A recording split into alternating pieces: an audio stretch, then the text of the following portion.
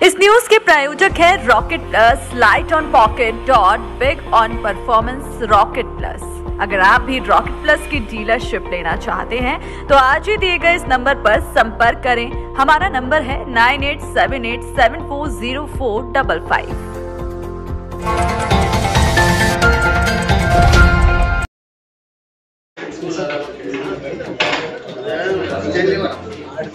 आज हमारे बहुत ही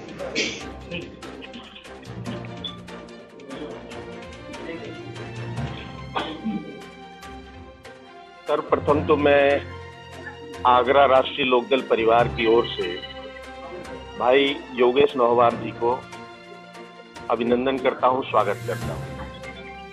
हमारे राष्ट्रीय नेतृत्व ने भाई योगेश नौहवार जी को विधान परिषद में भेज करके बहुत बड़ा काम किया है। क्योंकि योगेश जी अपने मुंह से नहीं कह पा रहे हैं, योगेश जी ने बहुत संघर्ष किया है। 2017 का चुनाव बहुत नजदीकी से हारे थे और 2022 का जो चुनाव था वो चुनाव में लड़ते लड़ते वो नहीं लड़ पाए। तो इन सब बातों को देखते हुए माननीय चौधरी जयंत सिंह जी ने जो निर्णय लिया है वो बहुत शानदार निर्णय है और हम सब लोग अप्रिशिएट करते हैं, आभार प्रकट करते हैं और धन्यवाद देते हैं अपने नेतृत्व। साथ ही साथ हमारे साथ में बैठे हैं सादाबाद के आदरणीय विधायक गुड्डू चौधरी जी। ये हमारे पार्टी के 9 विधायक हैं, उनमें से एक आप यहाँ बैठे हैं। सभी विधायकों ने पार्टी के नेतृत्व के निर्देश पर भारतीय जनता पार्टी के साथ गठबंधन में अपना धर्म, अपना कर्म निभाने का काम किया। इन सबके लिए भी मैं बहुत आभार प्रकट करता हूँ, धन्यवाद देता हूँ। और आशा है कि योगेश जी आने वाले समय में विधान परिषद में जाकर किसानों की आवाज को बुलंद करने का काम करेंगे। बस मैं यही कहूँ। आज मैं जिला आगरा का जिलाध्यक्ष होने के नाते आगरा प्यार की नगरी में सर्वप्रथम प्रथम बार योगेश नौहवार जी एमएलसी चुन करके आए हैं। उनका बहुत हृदय की गहराई से बहुत बहुत धन्यवाद करता हूँ, स्वागत करता हूँ। राष्ट्रीय नेतृत्व का बहुत बहुत आभार व्यक्त करता हूँ कि इस जो एक महीने के अंतर जो हमारे राष्ट्रीय नेतृत्व ने जो फैसले लिए वो बहुत ही काबिल तारीफ है। क्योंकि देखिए, एक दलित समाज के व्यक्ति को कैबिनेट मंत्री बनाने का काम भाई योगेश नौहवार जी ने बहुत संघर्ष किया, उनको एमएलसी बनाने का कार्य। और मैं आने वाले समय में मैं आशा उम्मीद करता हूँ कि भाई योगेश नौहवार जी हमारे गरीब, दलित, मजदूर, किसान, गरीब की आवाज को विधान परिषद में बुलंद करने का कार्य करें। आज राष्ट्रीय लोकदल का चारों जो लोकतंत्र में जो चारों स्तंभ हैं, चारों स्तंभ नहीं, 4 विधान परिषद हैं, जैसे विधायकी, एमएलसी, राज्यसभा और लोकसभा। अभी हमारा लोकसभा में नहीं है, मगर आने वाले कुछ समय में 2024 में लोकसभा में हमारा प्रतिनिधित्व होगा और सभी सदनों में हमारा प्रतिनिधित्व है। सभी सदनों में राष्ट्रीय लोकदल की बात रखने के लिए हमारे एमएलसी, विधायक और राज्यसभा सांसद और सभी हैं। और ये सारा कार्य, जैसे हमारे 9 विधायक थे, 9 विधायकों ने जो अपना ईमानदारी के साथ पार्टी के साथ खड़े होना और जो आने वाले समय में पार्टी का जो साथ दिया, पार्टी के जो दिशा निर्देश थे उन पर चल करके जो अभी राज्यसभा का चुनाव था 10 के 10 वोट डालने का काम किया। इससे हमारी पार्टी की वास्तव में साख बढ़ी है और मैं उन सभी 9 विधायकों के लिए भी बहुत बहुत धन्यवाद, हृदय की गहराई से उनका स्वागत सम्मान करता हूँ। यही कहना चाहूँगा कि आने वाले समय में हम लोगों का और हमारी पार्टी का जनाधार बढ़े। मैं सबसे पहले हमारी पार्टी के राष्ट्रीय अध्यक्ष माननीय जयंत चौधरी सिंह जी का धन्यवाद कहना चाहता हूं। मुझ जैसे छोटे अधले से कार्यकर्ता को उन्होंने विधान परिषद में भेज करके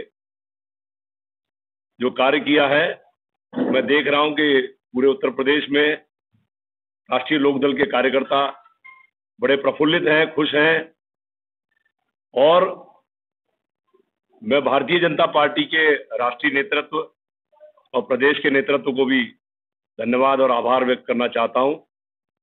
और राष्ट्रीय लोकदल के जो 9 रत्न हैं, 9 विधायक हैं, जिनमें से एक यहाँ पर मौजूद है सादाबाद के विधायक गुड्डू चौधरी जी।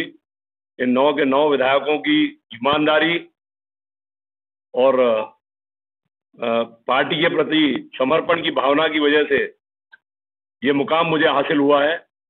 मैं इन लोगों का भी बहुत बहुत आभार व्यक्त करना चाहता हूं। जैसा कि पूर्व वक्ताओं ने आपको बताया कि जयंत चौधरी जी के निर्णय का पूरे उत्तर प्रदेश में उनकी चर्चा हो रही है। राजकुमार सांगवान जी को उन्होंने लोकसभा की टिकट दे करके लोकसभा में पहुंचाने का काम किया है। बागपत से टिकट देना मतलब एक तरीके से उन्होंने उन्हें लोकसभा में पहुंचा दिया।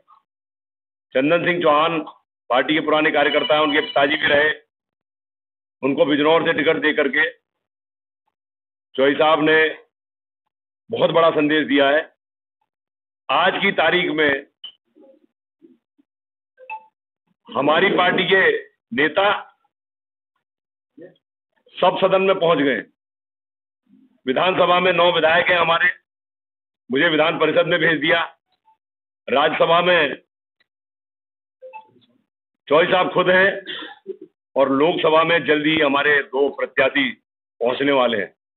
चारों सदनों में हमारे नेता जाकर के अपनी बात रखेंगे, किसानों की बात रखेंगे, मजदूरों की बात रखेंगे। जो हमारी आइडियोलॉजी पहले से चली आ रही है वही काम करने का काम करेंगे। जो चीजें हम पहले सड़कों पर उतर के आंदोलन करके लड़ के किसानों मजदूरों के लिए काम किया करते थे, वो आज गर्व से मैं कहना चाहता हूं सत्ता में रह करके सदन में जाकर के बात उठाएंगे और किसानों मजदूरों का काम, जो उनकी इच्छाएं, जो अभी जल्दी में आपने देखा होगा कि हमारे गठबंधन के तुरंत उपरांत उन्होंने